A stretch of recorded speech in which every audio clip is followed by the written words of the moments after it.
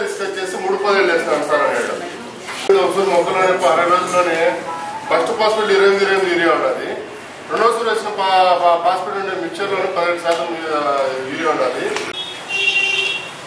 మొత్తం అపీరియన్స్ పోయిందన్నమాట. అదే duration graph 20 రోజులు వస్తాను మొత్తం బిరుగుడ కొంచెం బిరుగుడ నుంచి దాటిందన్నమాట.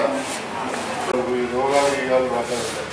దీనివల్ల మనం ఏం చేస్తామంటే జనుము ఏం చేస్తాము, ఎకరాకు 20 నుంచి 20 కేజీలు అంటాం అనమాట. చిరు 12 నుంచి 15 కేజీలు, పిల్లికాయ 6 నుంచి 8 కేజీలు ఎకరాలు చల్లుకుంటే సరిపోతాయి. అలసందైనా కూడా 10 కేజీలు సరిపోతాయి.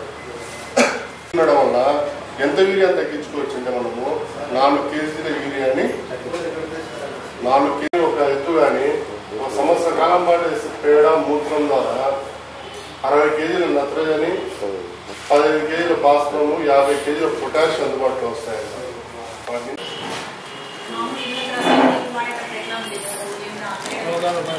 తేడాగానే ఉంది. ఎందుకంటే ఎరువు తక్కువ, అప్పుడు ఎరువు తగ్గించినాము. ఈసారి ఎరువు ఎక్కువ ఆకు వేసుకున్నారు వల్ల ఆరోగ్యంగానే ఉంది.